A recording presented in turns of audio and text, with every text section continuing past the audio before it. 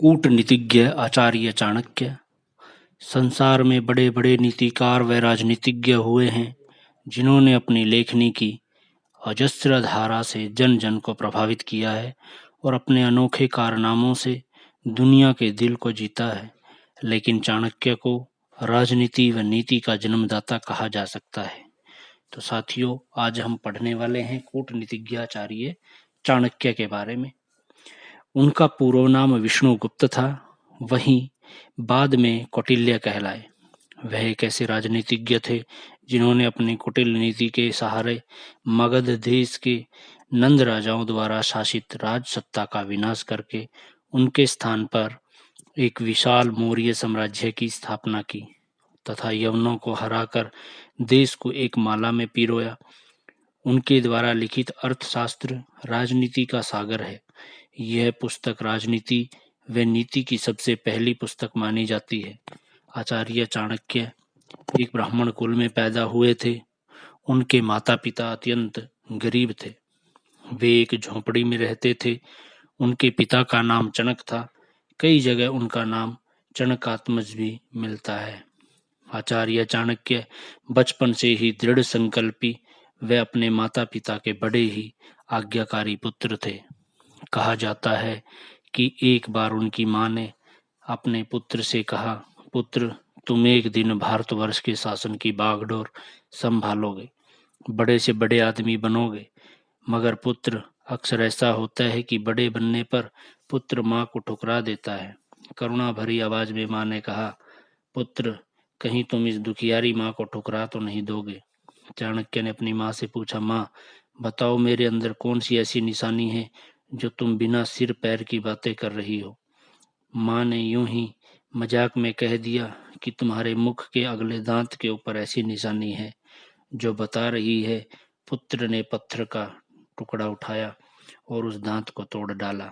पुत्र की सेवा, त्याग और साहस को देखकर मां गदगद हो उठी और कहने लगी, बेटा, देश के इतिहास में तुम्हारा नाम सदा गर्व और अभिमान से लिया जाएगा और आने वाली पीढ़ियां तुम्हें याद करेंगी। उसी साहसी पुत्र का जन्म 300 ईसा पूर्व तक्षशिला नगर में हुआ था। वहीं का तक्षशिला विश्वविद्यालय दुनिया में प्रसिद्ध था, जहां पर दुनिया के हर कोने से विद्यार्थी शिक्षा ग्रहण करने हेतु आते थे। आचार्य चाणक्य उसी विश्वविद्यालय में राजनीति के आचार्य थे। यह जगत प्रसिद्ध है कि महर्षि विश्वामित्र ने राम को अपनी दीक्षा शिक्षा से मर्यादा पुरुषोत्तम श्री राम बनाया। गुरु द्रोणाचार्य ने अर्जुन को धनुर्विद्या का गुरु सिखाकर महाभारत का युद्ध जितवाया। इसी प्रकार आचार्य चाणक्य ने भी अपनी विद्वता, दृढ़ता, कुशलता और कुटिलता के द्वारा अनाथ एवं साधारण से बालक चंद्रगुप्त को अपने प्रयास से सम्राट चंद्रगुप्त बना दिया। इसी चंद्रगुप्त ने अपनी वीरता और साहस से यवनों को लोहे के चने चबवा दिए थे और एक विशाल साम्राज्य की स्थापना की थी। विद्या और धन एक साथ नहीं चलते। जो विद्वान होते हैं वे सदा विपत्ति में दिन बिताते हैं। धन संपत्ति इनके निकट नहीं फटकती। ऐसी ही दयनीय दशा चाणक्य की भी थी। दिन को खाया तो रात को खाने का पता नहीं। इन्हीं कठिनाइयों से भरे जीवन में वह पला और बड़ा हुआ। अपने मन में दृढ़ संकल्प लिए हुए अपने देश के राजाओं में एकता का सूत्र मन में पिरोए हुए घूमते रहे। उस समय भारतवर्ष पर यवनों का बड़ा खतरा था। चाणक्य कहते थे कि भारतवर्ष के सभी राजा एकता के सूत्र में बंद कर यवनों को दूर दूर धकेल दे। जब हम चाणक्य के बारे में सोचते और विचार करते हैं तो हमें बड़ा आश्चर्य होता है कि एक गरीब ब्राह्मण ने अकेले ही चलकर अत्याचारी शासकों का अंत करवा दिया, एक विशाल साम्राज्य की नींव कैसे डलवा दी। चाणक्य की जिंदगी का एक लंबा सफर है। तक्षशिला में रहते हुए उन्होंने सिकंदर द्वारा भारतीयों पर किए गए जुल्म व अपमान को देखा था। उस समय यवनों ने गांव के गांव जला दिए थे तथा बहू बेटियों को सैनिक उठा ले गए थे। उस समय तक्षशिला का राजा अम्बी सिकंदर से मिल गया था। अपने देशवासियों की यह हालत देखकर चाणक्य ने प्रतिज्ञा की थी कि जब तक यूनानियों से अपनी पुत्रियों का बदला नहीं लूंगा, चैन से नहीं बैठूंगा। तक्षशिला से चलकर देश को संगठन के सूत्र में बांधने के लिए वे एक ऐसे युवक की खोज में निकले जो यवनों से बदला ले सके।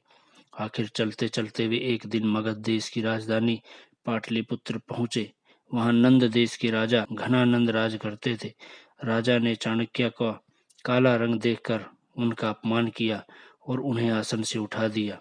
क्रोध में चाणक्य ने हाथ में जल लेकर कहा कि जब तक अपमान का बदला नहीं लूंगा शांति से नहीं बैठूंगा। यह कहकर राजप्रासाद से बाहर निकल गए। रास्ते में एक गांव में ठहरे। वहां बच्चे खेल रहे थे। कोई राजा बना था, कोई मंत्री। चाणक्य को चंद्रगुप्त में वे बातें नजर आई जो वह ढूंढ रहा था। उसने चंद्रगुप्त नामक बच्चे को अपने पास बुलाया और उसके माँ बाप के पास ले गया। वास्तव में जिस ब्राह्मण के पास वह रहता था वह उसका पुत्र नहीं था। वह तो मयूर नगर के मौर्य वंश के राजा का पुत्र था। चंद्रगुप्त उसे अपने आश्रम में ले गए और वहीं पढ़ाया लिखाया, शस्त्र चलाने की विद्या दी और उसे निपुण कर दिया। इसके बाद चंद्रगुप्त को साथ लेकर छोटी सी सेना बनाई तथा मगध पर आक्रमण किया। नंद वंश को खत्म किया और चंद्रगुप्त को गद्दी पर बिठाया। इसके बाद वे कश्मीर की ओर चले। उनकी सेना बढ़ती गई और सेल्यूकस को हराया। जो भी यवन मिला उसे काट दिया गया। सेल्यूकस की संधि करनी पड़ी। उसने चंद्रगुप्त के साथ अपनी बेटी हेलेन की शादी की। इस प्रकार चंद्रगुप्त का सारे भारत पर अधिकार हो गया। चाणक्य की प्रतिज्ञा पूरी हुई और उसने अपने अपमान का बदला भी लिया। चाणक्य ने अपनी नीतियों के सहारे सत्ता प्राप्त की, परंतु खुद सम्राट न बनकर चंद्रगुप्त को गद्दी पर बिठाया। खुद महामंत्री बनकर राज्य का शासन देखते रहे। सब कुछ होने पर भी अपने जीवन को एक योगी महात्मा की तरह बिताते रहे। प्रधानमंत्री होते हुए तथा महान विद्वान होते हुए उनके पास रहने के लिए एक कच्ची ईंटों की कुटिया थी जो चारों ओर से फूस से ढकी हुई थी। उनकी कुटिया का वर्णन किसी कवि ने इन शब्दों में किया है।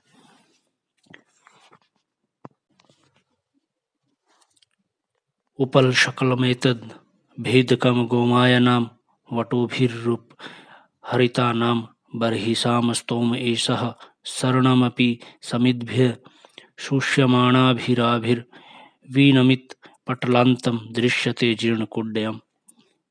अर्थात कि चाणक्य की झोपड़ी में एक और गोबर के उपलों को तोड़ने के लिए एक पत्थर पड़ा हुआ था तो दूसरी तरफ कुशा का ढेर लगा हुआ था।